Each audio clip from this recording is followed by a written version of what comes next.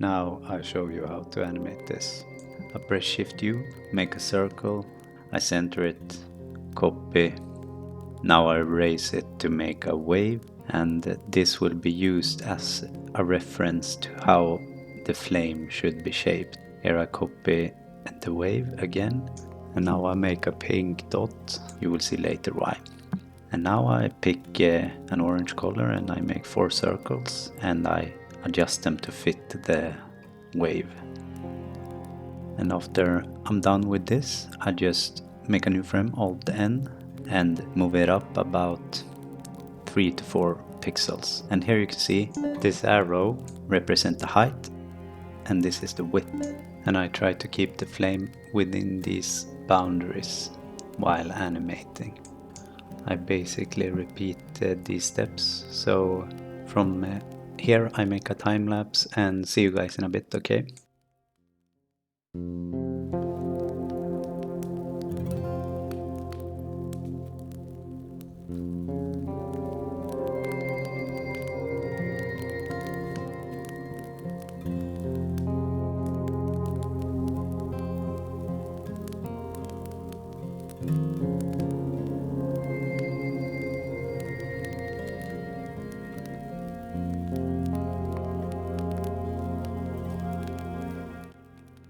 There we go. Now we have reached halfway to making this fire, and you can see right here at the top I missed a spot, but I'm trying to turn this mistake into an animation. So here I just add some smaller bits floating off from that mistake, and I think it turns out pretty good.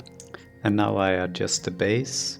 You see I press the lasso tool using Q and I select the layer and then I press delete. And there we go. Now we have a flame that we can start adding details to. Okay, let's start adding some details. I press E and then I just erase some bits, moving frame by frame with the arrow keys. Easy as that. Just don't change too much from frame to frame and you'll be good. But don't be afraid either. If something turns out bad, just press Ctrl C. And this is pretty much how I add detail to the flame. I just move upwards with the eraser tool for each frame, changing and erasing some bits. And here you can see already we are getting some details. So before this I actually made a fire in a different way, where I animated each puff of smoke individually, and that took way too much time. This is a much quicker and faster way to do it, and I recommend using this way instead. With that said, now I'm actually gonna speed the video up, and the next part is really good, so keep watching.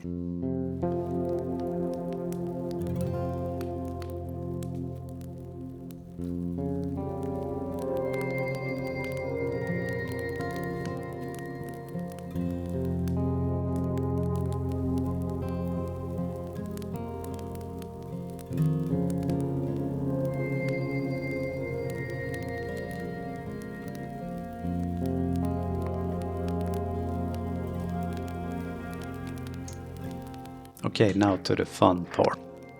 Here I press Ctrl and drag to copy the layer. Then I press Shift R to replace the color. I have prepared the color in advance, and I do this for all the colors.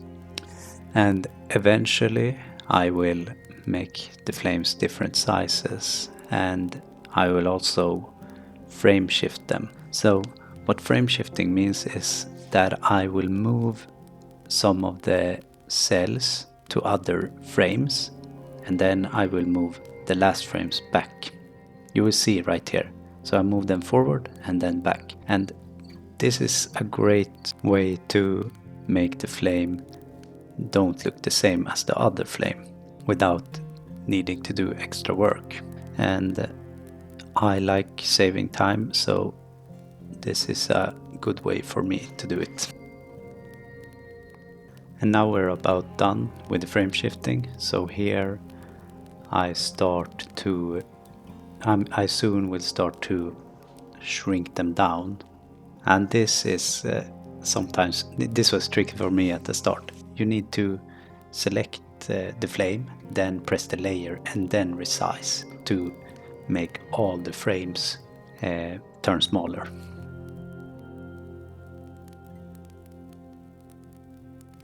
Here we have the result. I'm quite happy with it. Here I make some stones and logs for the campfire. I have prepared a palette in advance because I actually made a bigger piece which I will also post on this YouTube channel. Another thing, if you like the music, I will link my friend's YouTube channel in the description. Here I want the flame to sort of blend in with the logs, so I experiment with orange and red to see if that helps, and I think it does, and here you can see the result. Now I add a quick shiny animation, so I select the stones and I choose a color that I have prepared, and now I just increase the size of this a bit for each frame and keep doing this. And what I do here is I increase so there's 2 frames. That's because I don't want the animation to be too fast, and here I reverse them. Here is the result.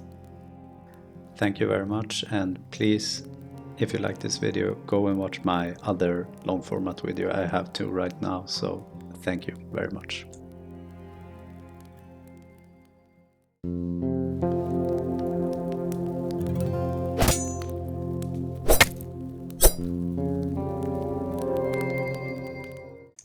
Quick thanks to this guy who taught me how to animate fire in a Twitter comment.